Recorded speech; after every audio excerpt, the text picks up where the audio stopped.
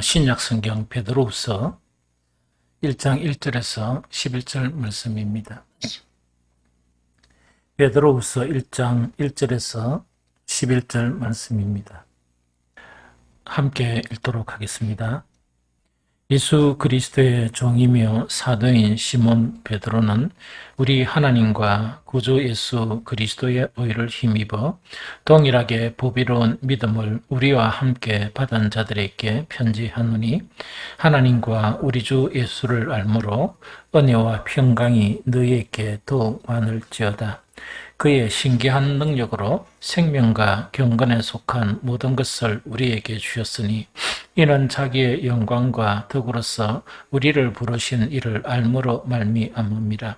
이로써 그 보배롭고 지극히 큰 약속을 우리에게 주사, 이 약속으로 말미암아 너희가 정욕 때문에 세상에서 썩어질 것을 피하여 신성한 성품에 참여하는 자가 되게 하려 하셨느니라. 그러므로 너희가 더욱 힘써 너희 믿음의 덕을, 덕의 지식을, 지식의 절제를, 절제의 인내를, 인내의 경건을, 경건의 형제 우애를, 형제 우애의 사랑을 대하라. 이런 것이 너희에게 있어 흡족한 적, 너희로 우리 주 예수 그리스도를 알기에 게으르지 않고 열매 없는 자가 되지 않게 하려니와, 이런 것이 없는 자는 맹인이라 멀리 보지 못하고 그의 액체가 깨끗하게 된 것을 잊었느니라. 그러므로 형제들아, 더욱 힘써 너희 부르심과 택하심을 굳게 하라. 너희가 이것을 행한 적 언제든지 실족하지 아니하리라. 이같이 하면 우리 주 곧 구주 예수 그리스도의 영원한 나라에 들어감을 넉넉히 너희에게 주시리라. 아멘. 우리가 그 베드로전서 다 끝나고 지금 오늘 이제 베드로후서에 들어가게 되거든요. 그 베드로후서를 이렇게 다루기 전에 우리가 이제 알아야 될 거가 하나 있어요. 그게 이제 뭐냐니까, 그 베드로전서하고 이 베드로후서 자체가 이렇게 이제 조금 강조하고자 하는 그 내용 자체가 좀 차이가 있습니다. 그 이제 차이가 뭔가니까, 이 베드로전서 자체는 뭐냐니까 이제 막 이 기독교 공동체에 이제 핍박이 시작되는 거예요. 이 핍박이 시작되다 보니까 그런 핍박 속에서 어떻게 견뎌야 되느냐, 또 핍박 속에서 이 견고한 믿음을 가져라 하는 그 내용 자체가 이 베드로 그런 전서였습니다. 그래서 이 핍박이 이제 외적 고난을 이야기하죠. 만약에 거기에 비할 바는 안 되지만, 만약에 이 코로나 같으면 예배 드리는데 상당히 제재를 받게 되고 하는 그런 거 있죠. 그래서 그런 거하고 이 당시에 그 핍박하고는 이 비교가 안 되거든요. 그래서 그런 이제 외적 그런 고난, 핍박에 대해서 위로와 격려를 하는 그런 서신이 바로 베드로전서였다, 이래 생각하면, 베드로후서는 성격이 좀 달라요. 핍박은 계속되고 있습니다. 그래서 아마 우리가 생각하기로는 그 베드로전서가 이제 기록되고 난 다음에, 그 다음에 베드로후서가 이제 기록되고 난 후에 그 아마 그 얼마 되지 않아서 이 베드로는 그 순교 당했으리라, 이렇게 짐작은 해요. 왜냐니까 베드로후서가 이제 기록된 당시가 아마 그 당시하고 가깝다 하는 그런 생각이 들거든요. 그래서 어쨌든 간에 그 베드로후서가 이제 그 뒤에 이제 기록이 되는데, 핍박은 계도로 있습니다. 있는데 이 그 외적그런 이 고난이나 핍박도 있는데, 또 한 가지가 더 붙어버리는 거예요. 그 한 가지 더 이제 교회에 어려움이 있는 거는 어떤 어려움인가니까, 그 어떤 외적인 그런 고난이 아니고 교회 내부적인 그런 문제, 교회 내부적인 그런 문제에서 상당히 이제 믿음을 지키기 너무나 힘든, 즉 신실한 그 신앙을 지키기가 너무나 힘든 그런 상황 자체예요. 그게 바로 뭐냐, 거짓 선생이에요. 즉 거짓 선생들이 이제 교회 내부에서 이 본질적인 그런 복음 자체를 이렇게 이제 바꾸게 되는 거예요. 이 무슨 말인지 알겠죠? 그게 이제 시작된 것이 바로 한 60년 중반경 정도 일이 시작이 되면서, 그 당시에 이 소아시아 교회도 그런 영향을 받고 있었다 하는 그런 생각이 들어요. 그러면서 그 60년 중반, 서기 60년 중반 경우에는 이런 성경이 문자로 딱 쓰여져 가지고 구약 신약 이렇게 나눠지지 않았습니다. 않았고 예수님의 그런 복음 자체가 구전으로 전해진 거예요. 구전이라는 건데 입으로 전해지면서 예수님이 이제 성천하신 지 얼마 후부터 이 베드로서가 쓰여진 이 상황 속에서도 그때 이제 뭐가 등장하느냐? 서신이 등장하는 거예요. 그래서 우리가 신약 성경에 포함된 그 모든 서신 자체가 그 당시에 기록된 그런 서신이에요. 이 무슨 말이겠죠? 그래서 그 서신이 그런 문서들이 등장하고 하는 그런 상황이었다는 것이죠. 그러다 보니까 딱 이렇게 성경처럼 탁 편집해가 하나 묶어져 가지고 아니다 보니까 거짓 선생들이 활기치기가 너무 쉽거든요. 너무 활기치기가 쉽고 그 당시에 이제 모든 교회 자체가 정말 이게 맞나 안 맞나는 이제 베드로가 이야기한 것처럼 인정서, 즉 인정서란 거는 사도들이 인정한 서신 있죠. 이 사람은 나에게 교육을 받았고 훈련을 받은 사람이다. 요즘 같으면 뭐 학교 졸업장, 뭐 이런 거 비슷하겠죠. 그런 거를 가지고 이제 뭡니까? 이 각 교회에서 이렇게 설교도 하고 가르치기도 하고, 그래 됐던 그런 시기다 하는 그 이야기죠. 그러다 보니까 어떤 문제가 생기는가? 원복음하고 이 변질되는 그게 이제 나타나다 보니까 상당히 교회가 심각한 그런 상황에 빠지게 되는 거예요. 왜? 외적 고난도 있는데다가 내부적인 그런 적들로 의해서 원복음이 A라 그러면 A가 점차 없어져 버린다는 말입니다. 그래서 껍데기만 있고 이 중심 내용 자체가 사라지는 그런 상황 가운데 베드로 후서는 바로 이제 거짓 교사들을 조심해야 된다 하는 그런 경고. 그러면서 거짓 교사들이 판을 치는 이 상황 속에서 어떻게 하면 살아남고 어떻게 하면 넉넉하게 구원을 얻느냐 하는 것을 다루는 것이 바로 이 베드로 후서의 내용이다. 이래 생각하고 베드로서를 쭉 읽어보면 이 말이구나 이렇게 이제 대반이 이해가 됩니다. 그런데 어떤 자료에 보니까 그 당시에 이 소아시아나 이 주변에 거짓 교사들이 이렇게 이제 이 가르친 내용들을 이렇게 딱 요약을 해놓은 그런 자료가 있었습니다. 그 자료가 있었는데 이거는 우리가 참 아는 것이 너무나 중요하겠다. 그래서 이게 이제 사실은 그런 자료들이 막 흩어져 가지고 일부는 아마 설교를 할 때 제가 인용도 하고 막 설교도 하고 이랬지만 이렇게 일목요연하게 한 세 가지를 딱 이렇게 세 가지를 요약해 가지고 이 정립해 놓은 게 있습니다. 그래서 특히 또 이것을 정리해 놓은 거를 읽고 알고 난 다음에 베드로후서를 읽게 되면 또 다른 서신서를 읽게 되면 뭔 거니까 야 이래서 이게 거짓 선생이구나 하는 것을 우리가 알 수 있게 된다는 그 이야기죠. 그럼 거짓 선생들의 주요 가르침의 내용을 한 세 가지로 이렇게 잘 요약해나게 있는데 그 중에 한 가지가 뭐냐? 종말론적 회의라는 건 회의감에 빠지다는 것이죠. 종말론적 회의가 주 내용이었습니다.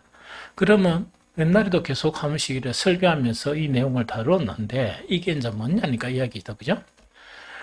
이제 예수님께서 이제 떠나시면서 반드시 내가 다시 오마, 즉 예수님의 그런 재림 자체를 이야기했습니다. 그런데 사도들 있죠. 사도들은 자기들이 살아 있을 동안 예수님이 재림할 것이라 이렇게 생각한 사람들이 참 많아요. 그렇게 자기들이 살아있을 동안 예수님이 재림할 것이다, 다시 올 것이다 하는 내용이 많다 보니까 언론중에 가르치는 내용 자체가 그거 자체가 강조되어 있겠죠. 이러다 보니까 초창기 교회 자체는요, 이 세상과 좀 많이 구분이 되어 있었어요. 즉 세속적이고 이런 사람들이 별로 없었습니다. 오로지 기도하고 영적으로 추구하고 이런 것 자체가 서로 왕성하게 일어났거든요. 그러면 이렇게 하면서 그 다음에 늘 그렇게 아주 세상과 좀 차단되고 세속적인 거 차단되면서 열심히 기도하고 열심히 모이고 그 사도행전을 보면 열심히 모이죠. 심지어 어떻게 모이는가 하니까 자기 재산을 다 팔아가 모였거든요. 자기 재산을 다 팔아가서 사도한테 이렇게 가서 준 것은 뭡니까? 재산이 뭐가 필요하노? 그렇겠죠.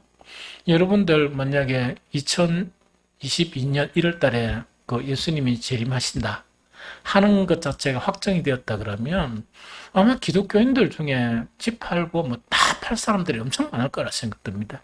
그래서 이때까지 못한 거 좀 하려고 있답니까? 좀 선한 일 하려고 그좀 디비 쪼는 사람들이 항상 있어. 평소에 해야지. 근데 그런데 또 디비 쪼는 사람들이 평소에 또 안 해. 그래서 하여튼 간에 그래 하는데 초창기 이 교회 공동체에서는 뭐냐니까 재산을 팔아가지고 이 왜냐니까 예수님 오시는데 이 땅에 집이 뭐가 필요하고 재산이 뭐가 필요하냐. 우리는 이제 홀연히 천국 갈 건데 그거가 뭐가 필요하냐 이래 된 거예요. 그래서 이제 초창기 교회 자체가 사도행전 2장에 보면 그렇게 모였습니다. 그렇게 모이고 막 워낙 선한 일을 하고 워낙 착한 일을 하다 보니까 세상 사람들이 뭐냐니까 막 박수를 치면서 역시 예수 믿는 사람들은 다르다. 이 세상 사람들이 칭찬을 받는 그런 상황이 됐었습니다. 그런데 문제가 어떤 문제가 생기느냐. 재산을 팔아가 다 기타겠는데 예수님이 안 오시는 거예요. 예수님이 안 오시고 이 사도들이 한 사람 한 사람 이제 죽게 되죠. 죽게 돼도 예수님 안 오시는 게. 그래서 사도들이 다 순교당한 그런 상황 가운데 예수님이 안 오시는 거예요. 이럴 때 항상 사탄은 그 틈을 노리는 거예요. 이럴 때 누가 생기느냐? 거짓 선생들이 생기는 거야. 거짓 선생들이 교회에 딱 들어와서 뭐냐? 이 예수님은 다시 오신다 하는 이 신앙, 이건 아주 대단한 신앙이거든요. 기독교인이 가져야 될 게 뭐냐? 예수님의 이 육신을 입고 이 땅에 오심, 예수님의 십자가, 예수님의 부활, 예수님의 성천, 예수님의 다시 오심, 이거는 우리의 신앙 중에 확고하게 붙들어야 될, 우리 이 시대에 그 예수님이 재림하실지 않을지 아무것도 모르더라도 이게 신앙이 안 잡히면 그거는 이제 이라도 하나라도 빼앗겨 버리면 그 이단이 돼 버리는 거. 이단이 돼 버리고 복음을 쏟아 버리거든요. 그런데 딴 거는 다 좋은데 뭐라고요? 예수님의 재림 자체가 이렇게 안 기다리고 심지어 데살로니가 교회 같은 경우는 천둥만 치면 막 밖에 나가 예수님 오신다고 영접하고 이 기상이변만 일어나면 막 그렇게 사람들이 한 거라. 그렇게 했는데도 예수님이 안 오시잖아요. 그때 사탄이 탁 이렇게 들어오는 거예요. 그래서 교회 내부에서 뭔가니까 거짓 교사들이 이렇게 미혹을 하는 거예요. 미혹을 하면서 신앙생활 하면서 미혹을 싹 하면서 한번 봐봐라. 하나님의 그런 이 극적인 그런 심판, 이 심판 자체는 일어나지 않는다.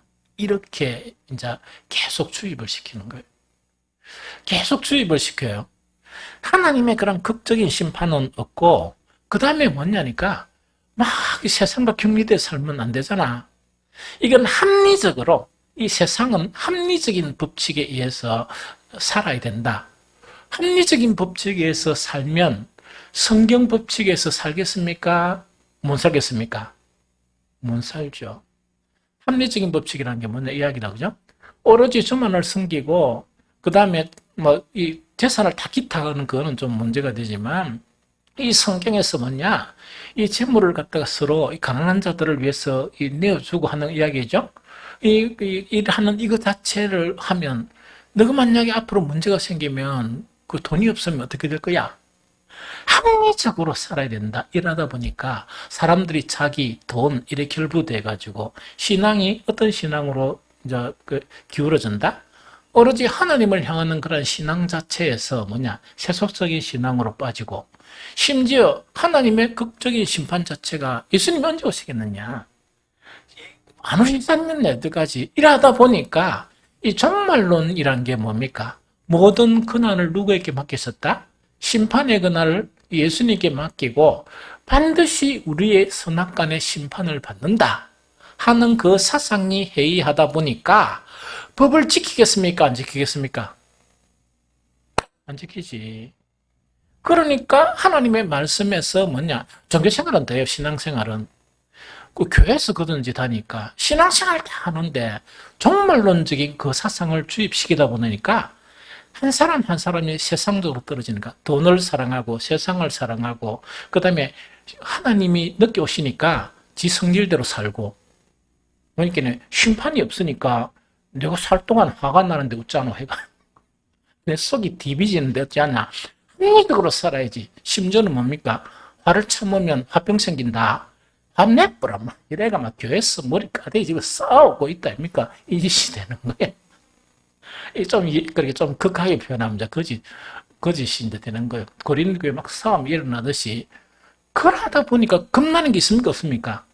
겁나는 거 없고 단지 우리가 이제 신앙생활에 한 뭐 찬양이나 이런 거는 그죠 엄청 뜨겁고 막 은사에 엄청 뜨겁고 막 그런 이질적인 신앙으로 빠져버리는 그런 형태가 되었다는 그 이야기입니다.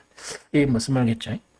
그래서 결국은 정말론적인 사상 자체가 해이되다 보니까 하나님의 말씀에 대한 두려움이 없는 거야. 왜? 심판은 너무나 더딘 것 같거든. 내 때도 심판은 그 정말론적인 심판은 안 오고 내 자식 때나 내 손자 때까지 뭐 오겠나 이러다 보니까 아이고 모르겠다 이래가지고 이제 그렇게 막 그 세상적으로 흘러버리고 그 다음에 그러나 뭔 합니까? 또 이 교회는 계속 다닌다 버려. 신앙생활을 하는데 그 사상 자체가 무너지니까 전체가 무너져 버리게 되는 거예요. 기도가 형식적인 거로 바뀌고 예배는 뭐 대충 이래하고 그 다음에 그 애찬이 있었다 그러면 고린도 교회는 애찬이 있었단 말이야. 성찬이 있었고 음식을 나누는 거야.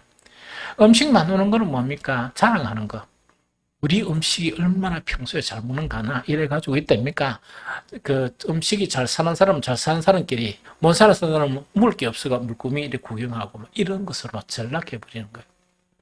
그래서 예배가 있고 교회는 있지만은 걷잡을 수 없는 그런 형태로 이렇게 전락해버리는 이런 문제가 하나씩 무너지기 시작하는 거예요. 그게 바로 뭐냐? 종말론적인 회의다 하는 그 이야기입니다. 이 코로나 이것은요, 경각심을 가져야 돼요.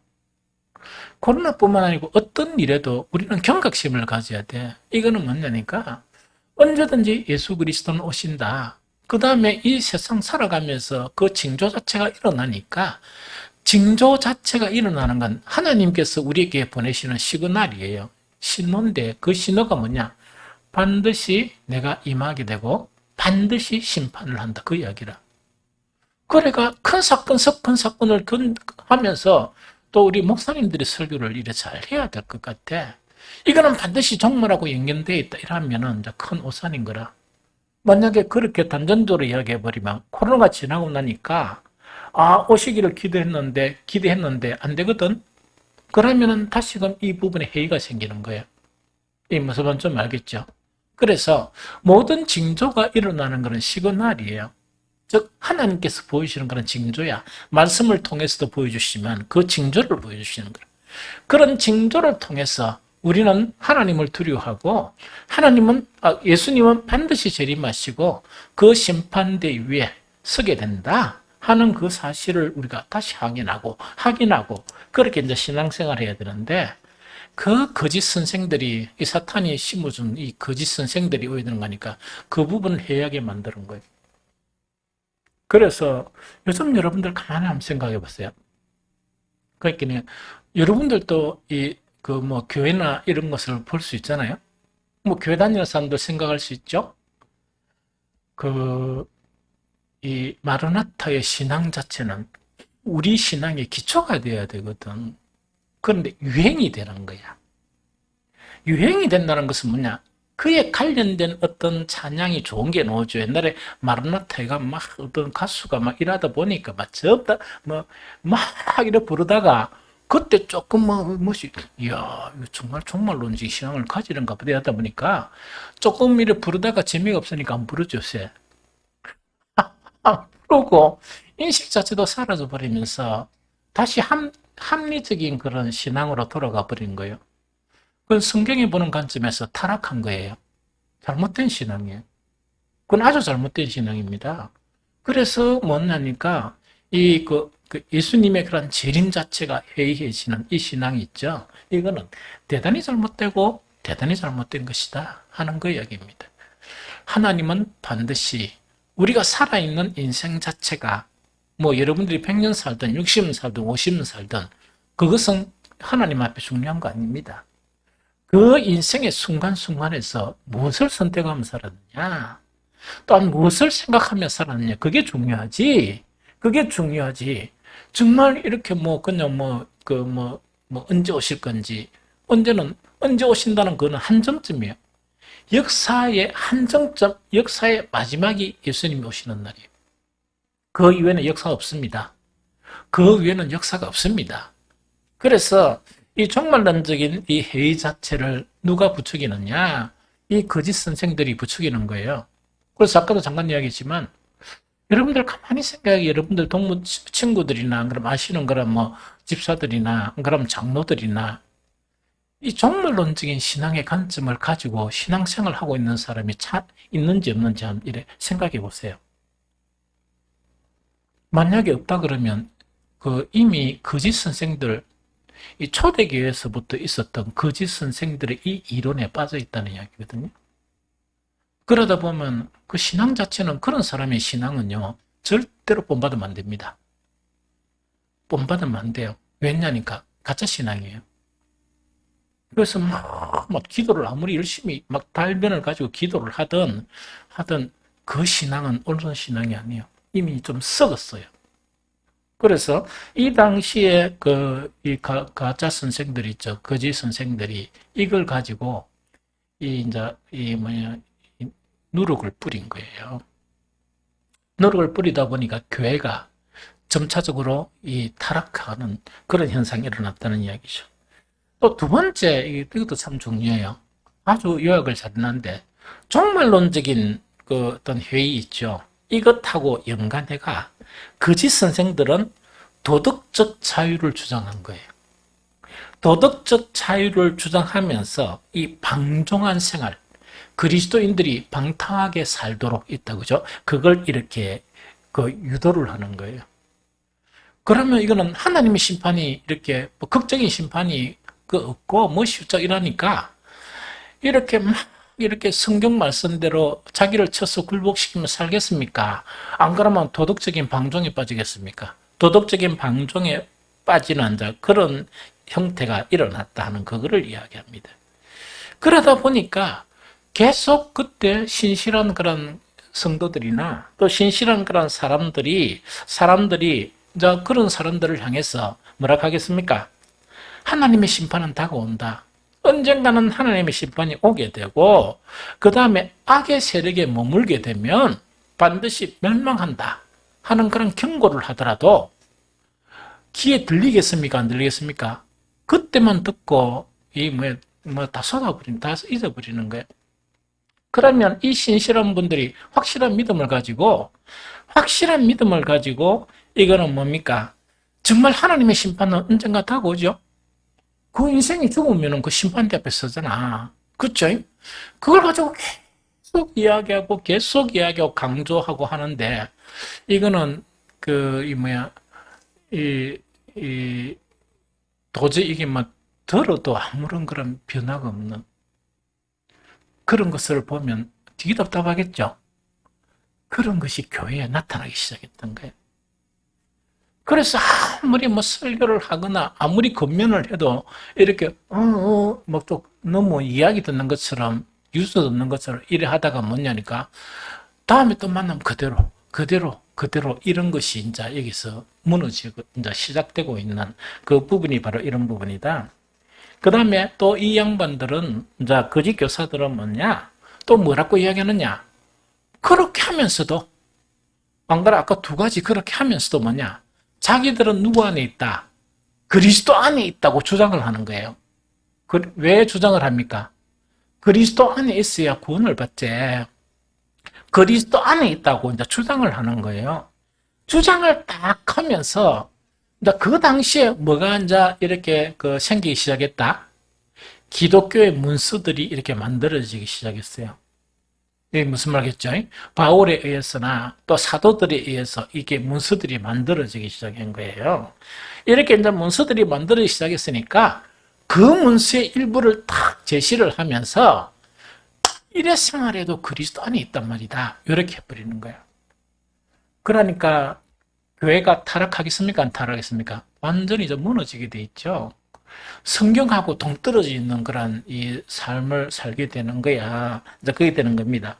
그러면은 이 당시에는 아까도 얘기했지만 성경이 이렇게 편집 딱 돼가지고 편집만 됐으면 그렇게 이야기하면 네 요거까 이야기했나? 요거 읽어봐라. 이 거짓 선생한테 이렇게 이야기해도 되겠죠? 때는 확정적으로 성경이 편집이 안 된 거야. 안 돼가지고 말 잘하고 목소리 크고 이런 놈 있죠? 안에 들은 것 없어도 막 사람을 잘 이리 미혹하고 그게 이제 마귀들이 사용한단 말이야. 그런 녀석들을. 그래가 막 하다 보니까 막 사람들이 그 편하잖아. 어렵게 좁은 길로 좁은 문으로 들어가라. 그거 안 하니까 얼마나 편하네. 얼마나 편하네. 새가빠지 동물인 거 뭡니까? 그거 니 잘 먹고 잘 살아보라. 이러니까 얼마나 좋아. 이게 무슨 말이겠죠? 성질난 막 디비뿌라. 얼마나 좋습니까? 와, 딱 편하게. 그래도 천국 간다, 요 이야기라. 그런데 그걸 갖다가 뭘 가지고 제시를 하느냐. 그 당시에 성경이 형성되지 않았다 그랬죠? 안 하는데 뭐니까 바울이 로마서를 통해서 그 어떤 사상을 이야기했습니까? 이신칭의. 믿음으로 어렵다 함을 인정받는다. 그걸 딱 내세운 거야. 그러면서 뭐냐니까 우리 믿음이 얼마나 좋냐? 그게 뭐냐니까 우리가 오늘 같으면 주일날마다 교요제, 헌금 꼬박꼬박 내제, 그 다음에 무슨 뭐 이래 순수가 있으면 꼬박꼬박 지키지. 그 다음에 교회 봉사도 하지. 이 얼마나 대단한 믿음인가. 그 믿음으로 어렵다 인정을 받으니까 우리는 주님 안에 있다는 거예요. 그런데 거기서 무엇을 빼앗아버려? 성화를 빼앗아버린. 그래서 성경 다른 문헌이나 이래 보면 뭐냐? 이신칭의는 아주 중요하지. 이신칭의는 시작이라 그러면 그 다음에 성화는 뭡니까? 과정을 이야기한단 말이에요. 그래서 하나님께서 하시는 뭘 통해서 우리를 영화롭게 하시는 놀라운 은혜를 통해 가지고 우리는 천국에 쑥 들어간단 말이에요. 아무런 점도 없이 흠도 없이. 무슨 말겠죠? 그런데 만약에 뭐라나 에베소스나 안 그러면 베드로스나 여기에 딴 문헌에 나타난 그게 뭐냐? 하나님께서 우리를 부르신 목적 자체가 에베소스에도 뭐라 되어 있습니까? 점도 없고 흠도 없는 이신칭의만은 아니거든. 이신칭의를 주장했던 바울 자체가 뭐냐? 에베소스에서는 뭐냐? 하나님께서 우리에게 택한 것이 점도 없고 흠도 없다는 것을 뭘 이야기하는가?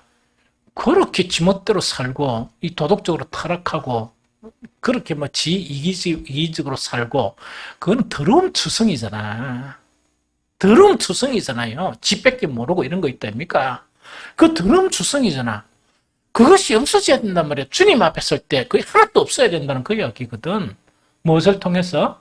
성화를 통해서 그리고 영화를 통해서 그것이 이루어진다 하는 것이 성경의 아주 기초적인 그런 원리예요. 원리인데 이신칭의만 딱 가지고 와가 봐라! 이래 하니까 이 어버버한 사람들이 보니까 뭐냐 이렇게 맞네 이래가지고 그래 신앙생활 하는 거예요. 또 한 가지 더 내세운 게 있었어요. 그게 뭐냐니까 갈라디아서에 보면 갈라디아서의 주제자처 중에 하나가 뭡니까? 그리스도인의 뭐? 자유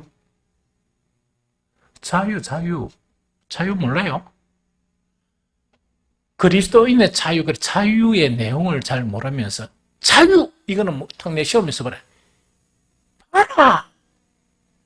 우리를 이렇게 얽매이게 한 게 아니고 자유롭게 했으니까 마음이 가는 대로 살아라 이야기다, 그죠? 이거는 뭐냐? 먹고 싶은 대로 먹고 그 다음에 하고 싶은 대로 하고 놀고 싶은 대로 놀고 그런데 이신칭이 믿음으로 어렵다 인정함을 받았으니까 우리는 그리스도 아니고 천국 간단 말이야. 기독교 이론이 아닌 그 이론을 내세우면서 사람들을 타락하게 만든 거예요. 사람을 타락하게 만든 거예요. 그런데 그게 이것도 있고 또 영지주의라는 게 있거든. 여기는 별로 그 사상이 영지주의라는 게 있거든요. 이 영지주의라는 거는 영지라는 거는 신령한 지혜를 이야기합니다. 신령한 깨달음을 이야기하거든요. 그래서 이것뿐만 아니고 또 다른 것도 있거든. 여러 가지 혼란스러운 그런 이 거짓 선생들의 미혹 때문에 교회가 주님의 몸된 교회가 되지 못하고 이렇게 보이는 그런 교회 형태로 전락해버리는 거예요. 이 무슨 말 좀 이해가 되겠죠? 그래서 이 세 가지를 우리가 인식하지 않고 베드로서를 읽으면 잘 이해가 안 돼요. 무슨 말이겠죠? 그러면은 이 거짓 선생들이 이 교회를 와해시키려 하고 성도들의 믿음을 타락시켜가지고 일평생 동안 신앙생활을 하게 한단 말이야. 고생 실컷 하게 하고 지옥 가게 만드는 그것이 그들의 전략이라. 그러면 이런 사상 자체가 일어나는 것을 딱 보면서 뭔가니까 베드로서에서 보면 베드로 이제 오늘 읽었던 후서에 그 11절 1장 11절까지 해서 크게 두 가지, 좀 세분적으로 하면 세 가지를 딱 가르치는 거예요. 그럼 제일 첫 번째 가르치는 것은 무엇을 가르치는가니까 하나님과 예수 그리스도를 아는 지식이 거짓 선생의 공격으로부터 이긴다. 그거 가르칩니다. 다시 이야기할게요. 하나님과 예수 그리스도를 아는 지식이 거짓 선생들의 공격으로부터 이긴다. 요 이야기라. 자, 요 말을 좀 배경 설명을 할게요. 오늘날은 성경이 있죠? 성경이 있다, 그죠? 이 당시에는 여러 가지 이 문서들이 혼잡되어 있고, 심지어 성경 자체가 편집될 때까지도 그 주변에 있었던 그런 문서들이 수천 유의 그런 문서들이 있었어요.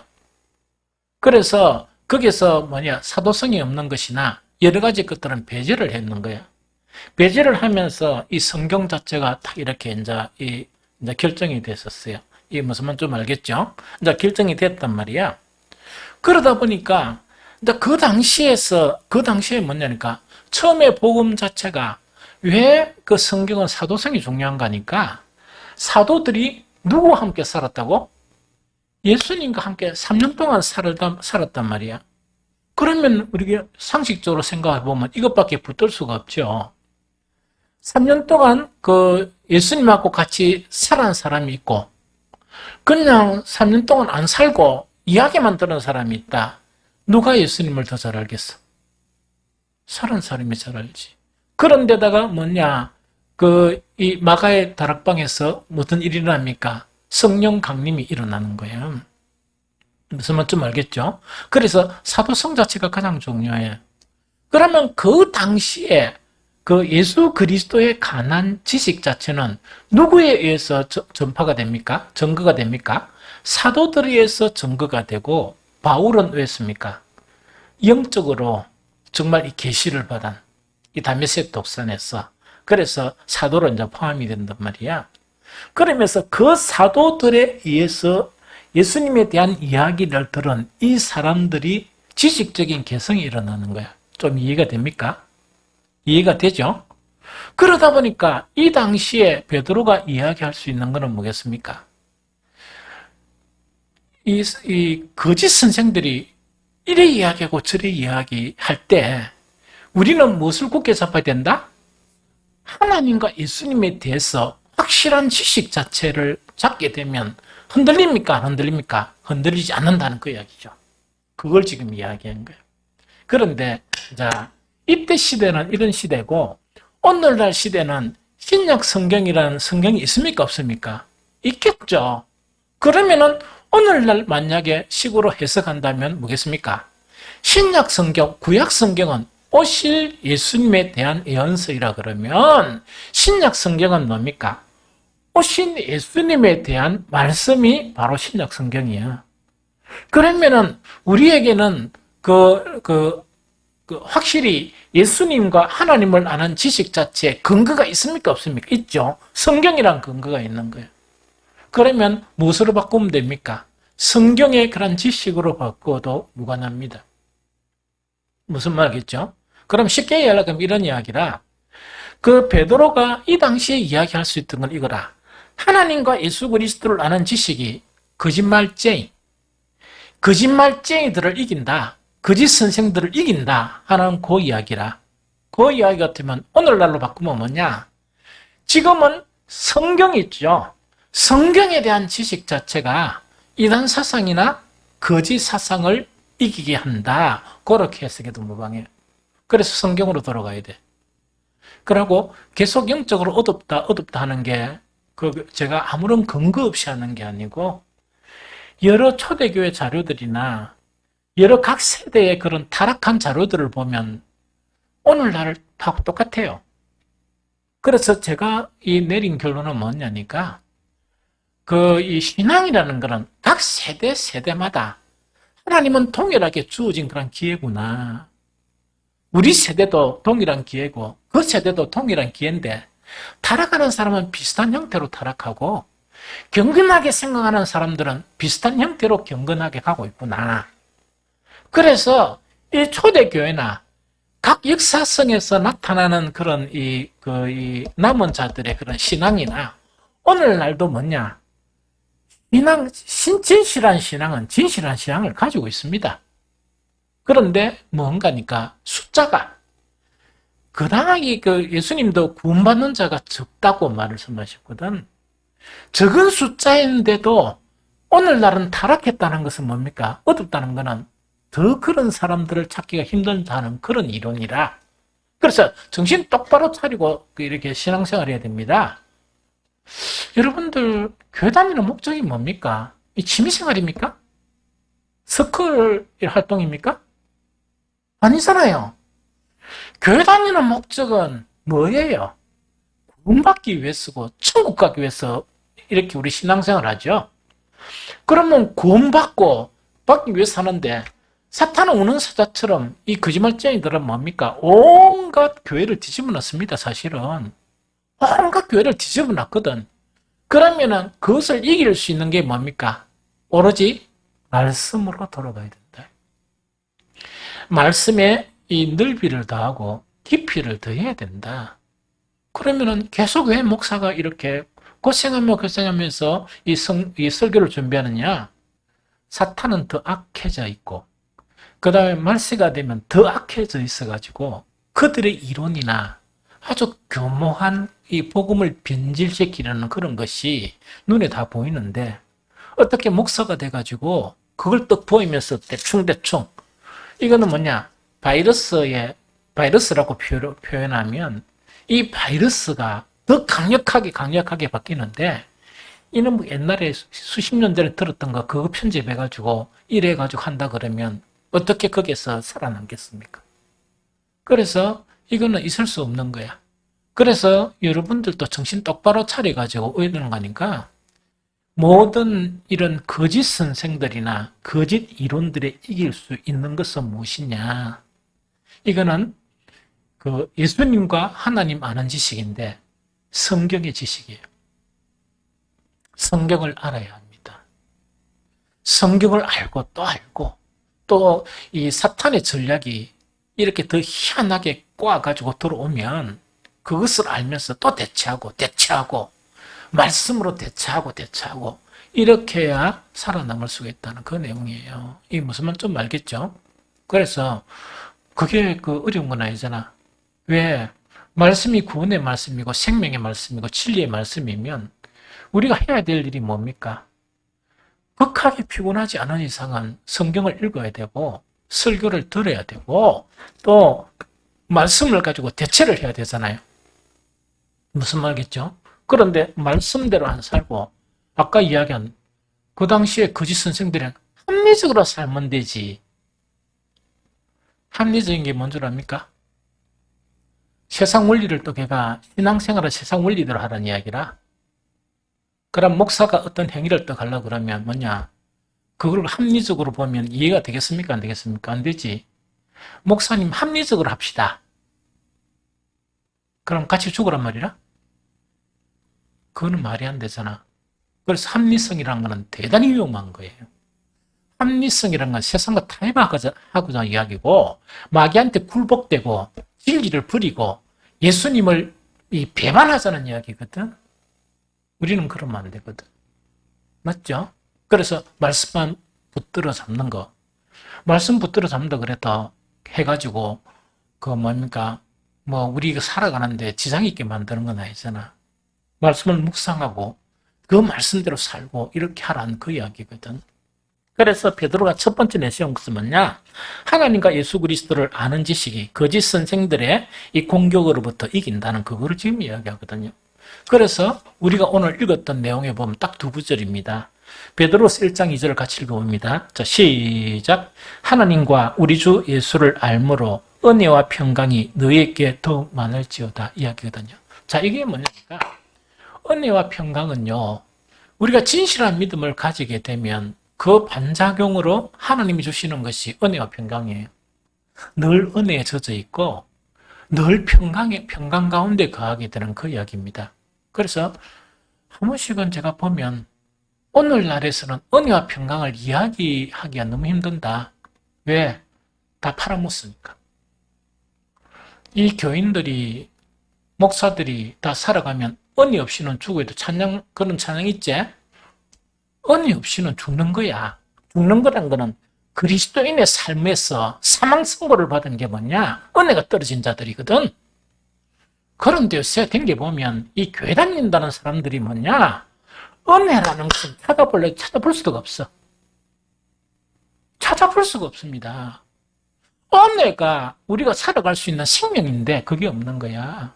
그래서 여러분들 서신서에 다 보면, 인사에 보면 뭐가? 은혜와 평강이 있을지어다 이야기거든요. 자, 봅니다.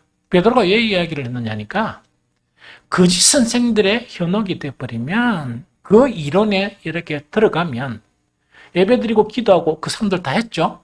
아까 카드는 다 했다는 이야기라.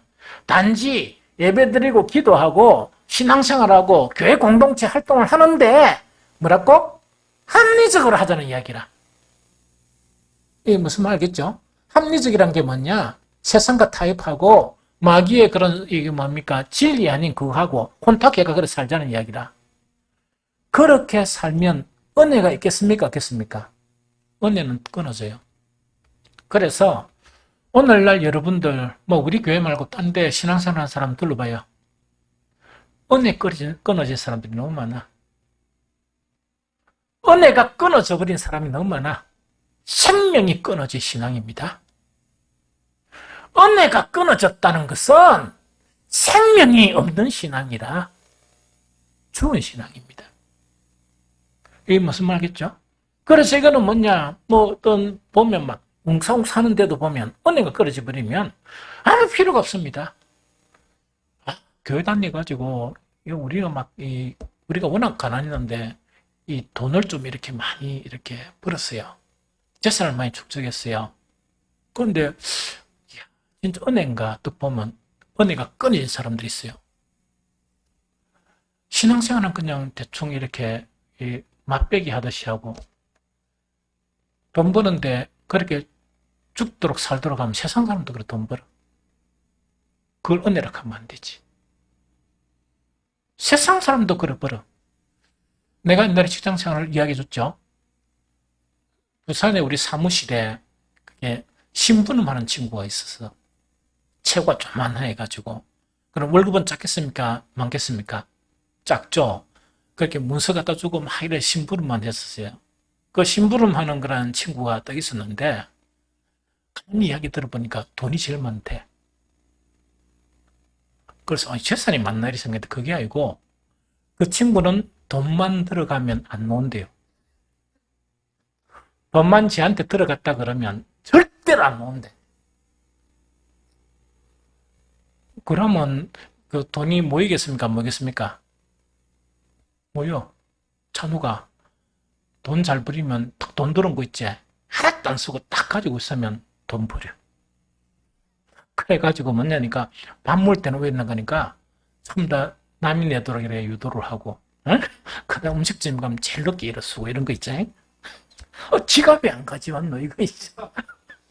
요새는 핸드폰 안 가져왔다 이런 거 있죠. 그래가 막 계속 이렇게 사는 거예요. 그런데 이제 사무실에서는 뭐냐, 가가 월급이 작다 보니까 늘 이렇게 사주고 하다 보니까 돈 쓸 일이 없지. 그런데 평소에도 뭐냐, 돈을 쓴다는 걸 모른대요. 이게 무슨 말인지 좀 알겠죠? 그러면 그래가 못 사는 사람들이 어디 있냐? 그럼 기독교인이 그래 사고 돈 많이 벌었다고 은혜라 이야기합니까? 은혜에서 떨어진 자. 이게 무슨 말겠죠? 그래서 이게서는 뭘 비교해 보느냐? 은혜와 평강이 있느냐 없느냐? 그 신앙 안에 은혜와 평강은 어떻게 생기느냐?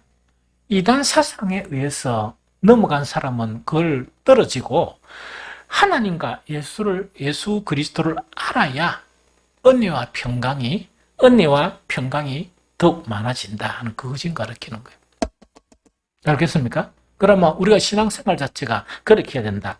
그 다음 두 번째, 베드로서 1장 3절 같이 읽습니다. 시작. 그의 신기한 능력으로 생명과 경건에 속한 모든 것을 우리에게 주셨으니 이는 자기의 영광과 덕으로서 우리를 부르신 이를 알므로 말미암음이니라 이야기죠. 자, 이야기. 이단에 빠진 사람들 한번 치다봐라.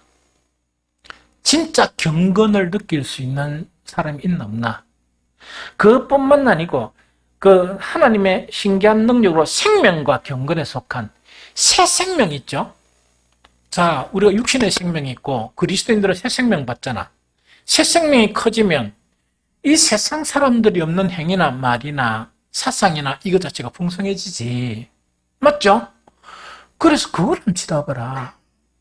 그러면 이단에 빠진 사람들은 뭐가 없느냐니까, 아이고, 이 영혼이 없는 기도, 그 다음에 하나님이 없는 예배, 그 다음에 뭔가 어떤 자기를 과시하는 봉사, 이런 거 있죠? 이거는 가득하단 말이야. 그것 자체는 있지만 뭐가 없단 말입니까? 하나님의 신기한 능력으로 생명과 경건에 속한 것을 눈을 닦고 찾아봐도 없는 거야. 그러니까 다른 점은 뭔가니까 예배, 기도, 봉사 이거는 있는데 심지어 선교까지 있는데 뭐가 없다고? 그것까지는 있는데 가장 있어야 될 뭐가 없다고? 생명과 경건이 누락되어 있는 거예요. 그러면 생명과 경건 자체는 어떻게 해서 우리에게 형성이 되느냐? 이는 자기의 영광과 덕으로서 우리를 부르신 이를 알므로 말미암음이다. 우리를 부르신 하나님을 아는 지식이죠. 그 지식으로 말미암아 생명과 경건에 속한 것들이 우리 속에서 점차 넘치게 된다는 그 이야기입니다. 이 무슨 말인지 좀 알겠죠? 그래서 베드로 그 후서에서 이야기하는 것은 뭐냐? 거짓 선생을 이길 수 있는 방법은 지식인데 예수 그리스도와 하나님에 대한 지식이다. 오늘날로 바꾸면 성경 자체를 깊이 묵상하고 성경 자체를 통해서 예수님과 하나님을 아는 것이다 하는 그거 있죠. 그래 해야 뭐가 된단 말입니까? 신앙에서 가장 중요한 은혜와 평강이 풍성해져 가고 또한 뭡니까? 경건과 뭐가 풍성해져 간다? 생명에 속한 것들이 풍성해져 간다 하는 이것을 우리에게 가르치고 있습니다. 이해됐죠? 그 다음에 두 번째는 뭐냐니까 신성한 성품에 참여하라. 이 두 번째예요.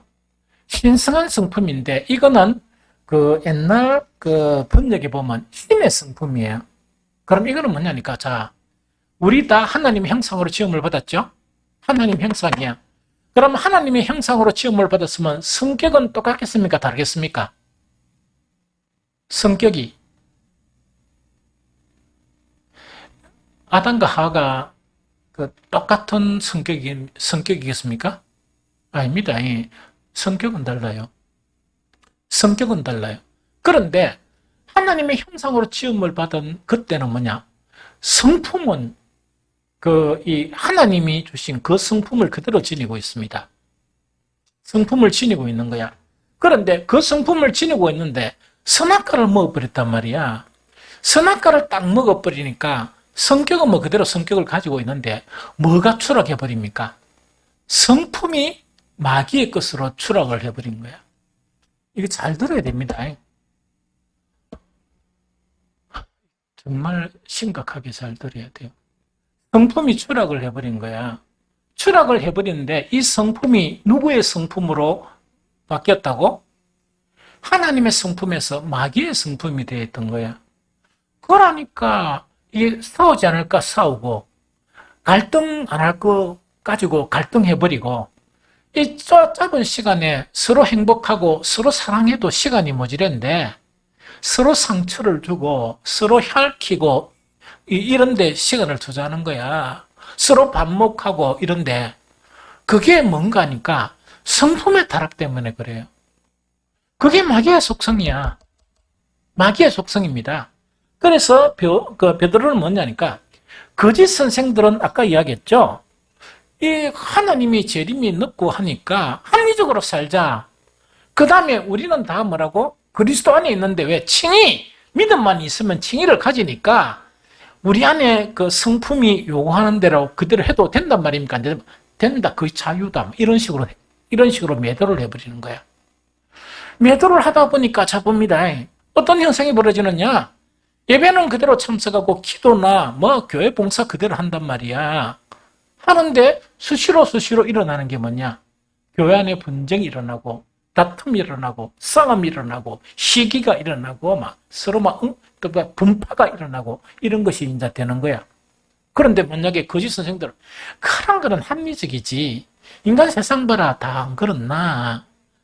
우리 인간이 다 그렇지 않느냐? 그것 가지고 뭐냐?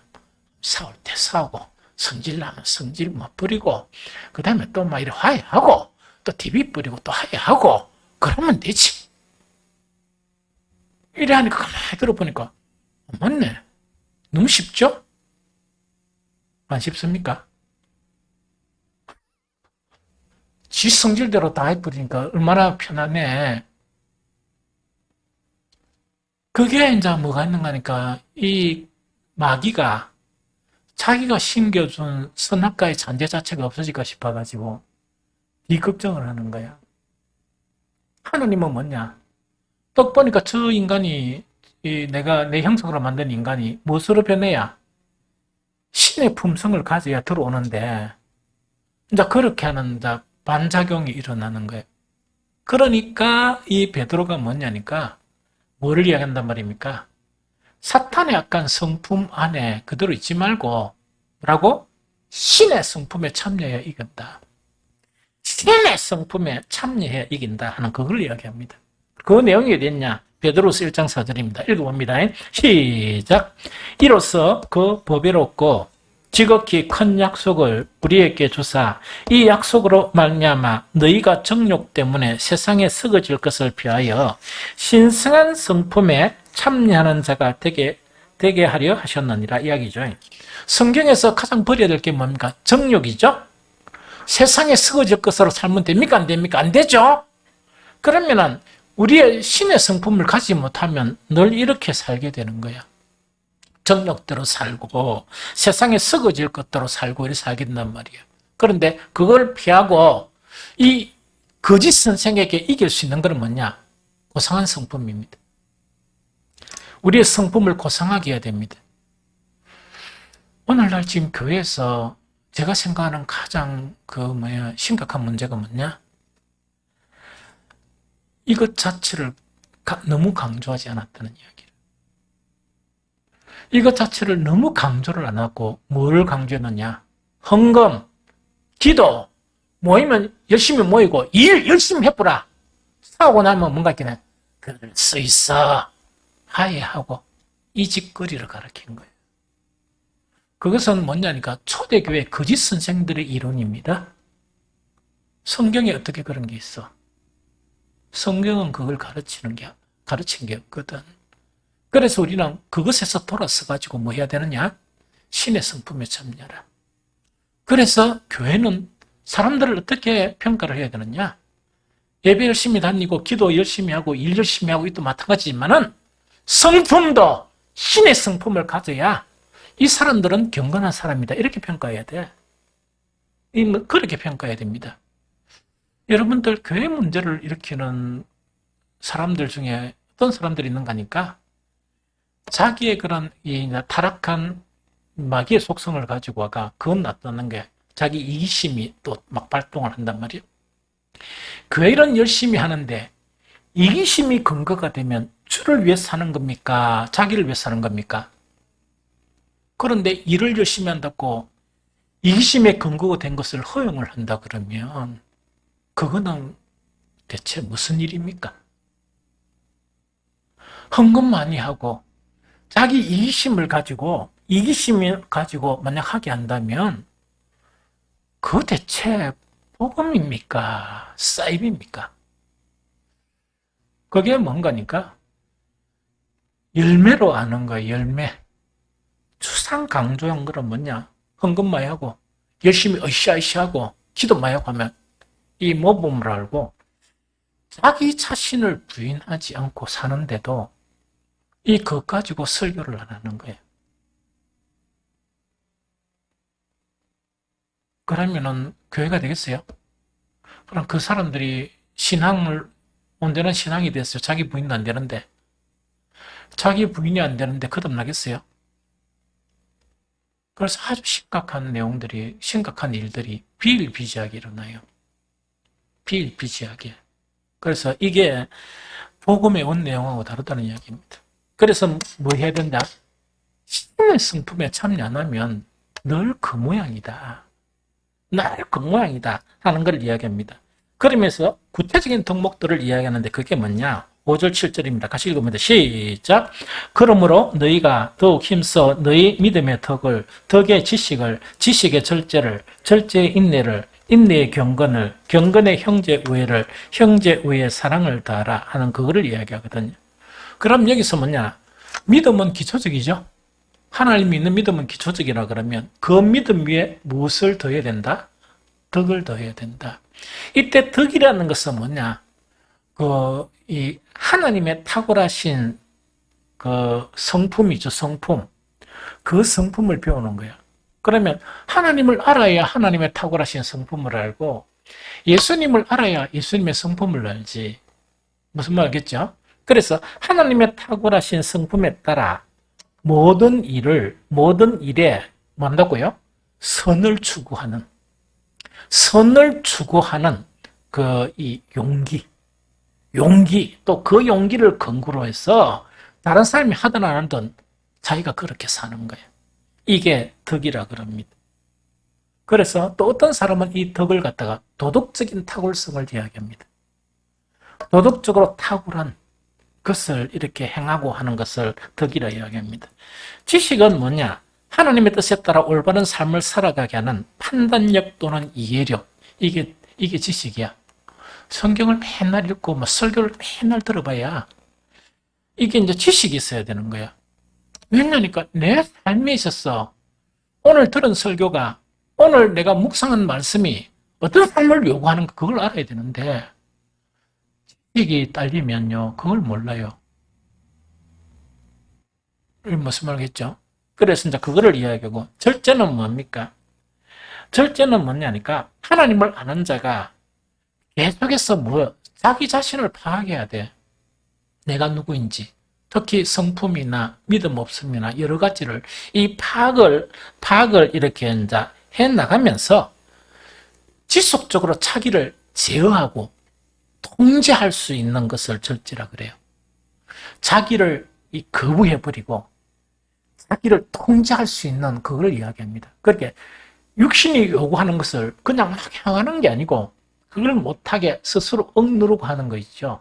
그것이 절제를 이야기합니다. 그래서 계속 믿음 위에 덕과 덕 위에 지식과 지식 위에 절제를 해나가고, 인내란 뭐냐? 인내라는 것은 이거를 이야기합니다. 인내라는 것은 뭐냐? 자, 봅니다. 그게 뭐냐? 합리적으로 살자. 자기가 요구하는 것도 뭐 자유 아이가 그래 살고, 하는 거는 뭐냐? 예배 열심히 드리고 기도 열심히 하고 교회에서 내려가면 잘 바치고 맨날 그것만 한단 말이야. 그래 또 하는데 이 사람은 주님을 닮으려고 계속해서 뭐냐니까 그 사람들이 생각이나 그 사람들의 말이나 행위를 버리고 계속 거룩을 쌓아간단 말이에요. 그럼 거룩을 쌓아가다 보니까 어떤 때는 외롭고 어떤 때는 힘들겠습니까? 안 힘들겠습니까? 힘들겠지. 왜냐니까 한 번씩 시간만 지나면 꼭 그렇게 뭔가 또 옛날 품성이 와가지고 이 공격이 오고 막 이러다 보니까 얼마나 힘들겠어요. 그것을 이기면서 주님의 그런 말씀대로 성품을 따라 내를 수양해 갈 수 있는 이것을 인내라 그럽니다. 무슨 말 알겠죠? 이래야 예수님을 닮아가지. 이래야 예수님을 닮아가지. 경건이라는 것은 뭘 이야기합니까? 경건이라는 것은 하나님과 자신을 발견하는 거야. 이 격차가 있습니까? 없습니까? 있죠? 그 격차를 발견하면서 내 자신을 하나님의 수준으로 계속 드리기를 힘쓰는, 이게 뭔가 인간의 수준으로 저차원적이고 저질적으로 계속 하나님께 드리는 게 아니고 그 좀 깨뜨리고 고차원적으로 이렇게 하나님께 드리는 거 있답니까? 드리는 것을 계속 이렇게 반복하는 것을 경건이라 그런다. 이렇게 생각하면 되고, 형제우애는 뭡니까? 형제우애는 딴 게 아니고 인간을 위한 희생과 봉사와 친절을 이야기합니다. 우리 옆에 있는 지체들을 위해서 뭐라고? 정말 내가 희생하고 또 내가 봉사하고 친절을 베푸는 것, 이거를 계속하는 것을 형제우애라고 그러고, 사랑은 성도가 갖춰야 될 인격 중에 최고의 덕목, 이걸 이야기합니다. 이게 무슨 말 알겠죠? 그러면 이제 다시 정리할게요. 두 가지만 정리하면 뭐냐? 이 거짓 선생들이 막 이렇게 이 엉망진창을 만들죠. 이걸 극복할 수 있는 것은 제 첫 번째로 뭐냐? 하나님과 예수님을 아는 지식 자체가 이긴다. 그럼 이거는 성경 지식이 그들의 이 허무맹랑한 이론이 있죠. 이것을 갖다 이길 수 있다는 그 이야기고, 두 번째는 뭡니까? 신성한 성품에 참여하면서 탁월하게 되어버려라. 그럼 더럽고 초하고 이 뭔가 있긴 거짓 선생들은 뭔가 이야기입니다. 이게 이제 막 이 양의 탈을 쓰고 그 안에 이리가 담겨 있는 거야. 그러니까 말이나 이런 것 자체는 보면 막 너무 천삭하고 이러거든요. 그런데 비슷한 사람은 그게 속아. 그런데 도덕적으로 성품 자체가 그 사람을 위에 있으면 그게 보입니까? 안 보입니까? 대반이 보입니다. 대반이 보이니까 이렇게 신의 성품에 참여하라는 이야기. 이래야 이긴다는 이야기거든요. 그럼 이 두 가지 자체를, 그러고 두 가지 중에서 신의 성품에 참여하게 되면 어떤 결과가 일어나는가? 예수 그리스도를 알기에 게으르지 않게 된다. 계속 성경을 묵상하게 되고 더욱더 성경을 가까이 하게 되는 거라. 왜냐니까 너무 보배가 성경 안에 들어있으니까. 그것뿐만 아니고 열매 없는 자가 되지 않는다. 성경에서 이야기하는 열매 있죠. 그 열매를 맺어나간다 하는 그거를 이야기합니다. 그런데 신앙생활은 이렇게 열심히 하는데 성품의 자체가 결함이 있고 이 자체가 변화가 없으면 왜 되느냐? 맹인이다. 멀리를 보지 못하는 맹인과 같고 옛죄가 깨끗게 된 것도 모른다. 이런 이야기입니다. 그래서 구절에 보면 이런 것이 없는 자는, 이런 것이라는 것은 뭐냐? 신의 성품에 계속 참여하게 되는데 이것이 안 하고 오로지 그냥 지멋대로 신앙생활 하는 사람들 있죠. 이런 사람은, 이런 것이 없는 자는 맹인이라 멀리 보지 못하고 그의 옛죄가 깨끗하게 된 것을 잊었느니라 하는 그 이야기입니다. 자, 10절 11절은 뭐냐? 그러므로 하는 이야기는 뭐냐? 거짓 선생이 계속 속이죠. 속이니까 우리는 어떻게 된다? 하나님과 예수님을 아는 지식에 살아가야 되고 신의 성품에 계속 참여해가라 이야기입니다. 이렇게 이제 계속 이제 해야 되는데 이제 결론을 내는 거야. 10절 11절을 봅니다. 10절 11절 한번 봅니다. 그러므로 형제들아 더욱 힘써 너희 부르심과 택하심을 굳게 하라. 이거는 무엇을 굳게 하라? 하나님과 예수 그리스도를 아는 지식을 더욱더 굳건히 해나가고 신의 성품에 참여하는 것을 더 굳건하게 해나가라 이야기죠. 너희가 이것을 행한 적 언제든지 실족하지 아니하리라. 완전히 거짓 선생들이나 그 할배가 오더라도 절대로 안 넘어진다 하는 그 이야기입니다. 첫 번째. 이해됩니까? 두 번째. 11절 봅니다. 11절 같이 읽습니다. 시작. 이같이 하면 우리 주 곧 구주 예수 그리스도의 영원한 나라에 들어감을 넉넉히 너희에게 주시리라. 이거는 뭡니까? 요 두 가지를 확실히 하면, 이 두 가지가 뭡니까? 예수님과 하나님을 아는 지식에서 계속 자라가고 계속 자기를 쳐서 굴복시키면서 자기의 더러운 성품들 있죠?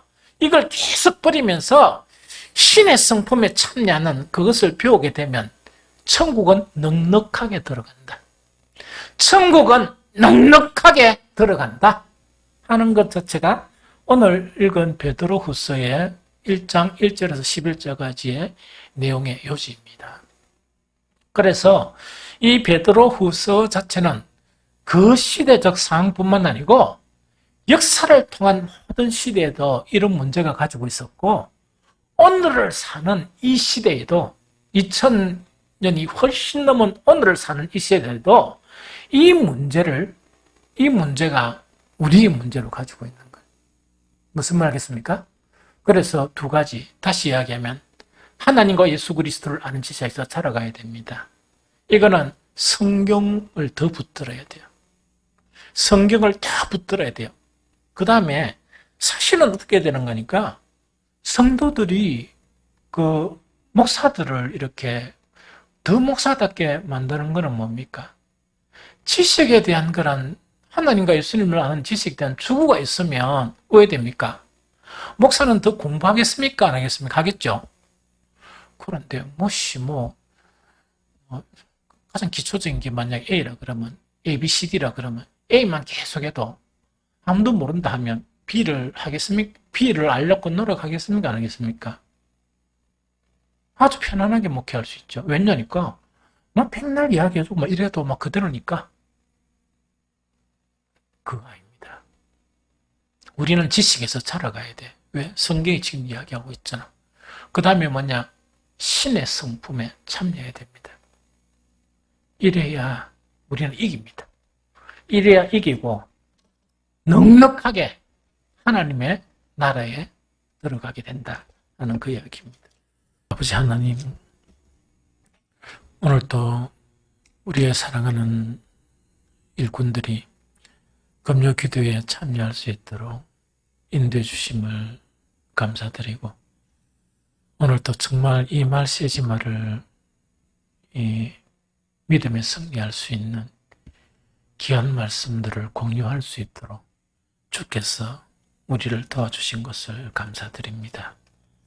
특별히 초대교회에 정말 일어났던 두 가지 어려움, 한 가지는 정말 외적으로 고난과 그런 핍박이 따르게 되고, 또 내적으로는 이 복음을 변질시키려는 이 사탄의 그런 일꾼들이 교회 내부에서 끊임없이 여러 가지 이론과 여러 가지 희한한 그런 말들을 통해서 이 진리의 말씀을 변질시키는 그런 상황 가운데서 이 베드로가 정말 그 당시 소아시아 교회와 오늘을 또한 살아가는 우리들에게 귀한 말씀을 허락해 주신 것을 감사드립니다.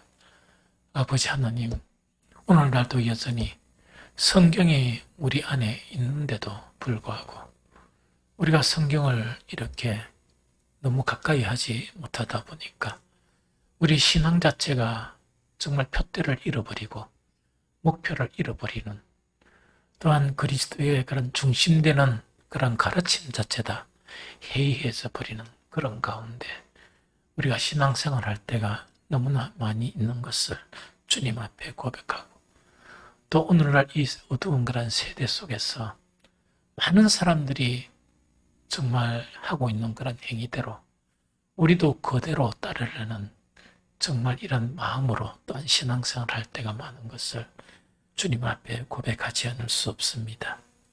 오늘도 비진리가 교회 안에서 난무하게 되고 하나님의 말씀 자체는 점점 멀어져가는 그런 상황 속에서 정말 이 하나님의 말씀에 정말 우리는 하나님과 예수 그리스도를 아는 그런 지식에서 자라가야만이 이런 거짓 이론에 대해서 이길 수 있다고 우리에게 말씀하고 있습니다.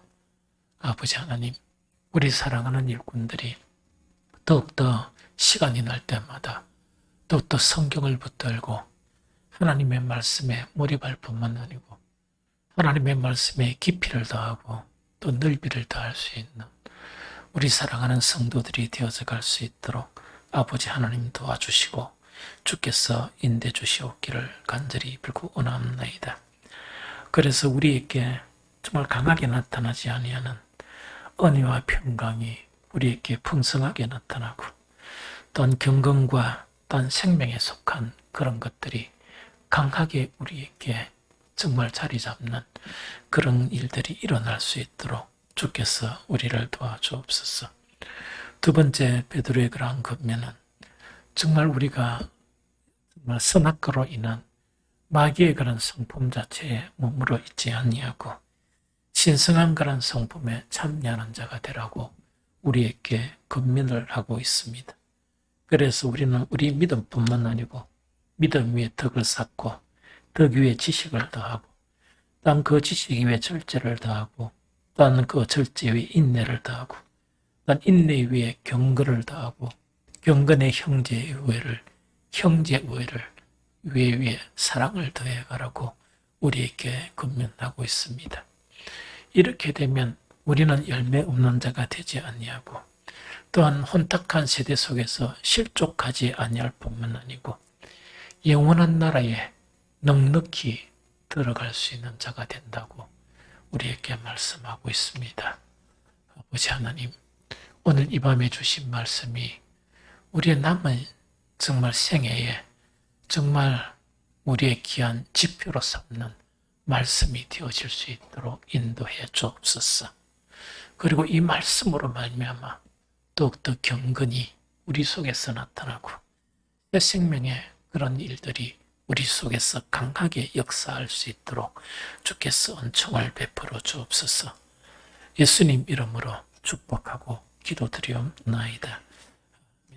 하늘에 계신 우리 아버지여, 이름이 거룩히 여김을 받으시오며 나라가 임하시오며 뜻이 하늘에서 이루어진 것 같이 땅에서도 이루어지이다.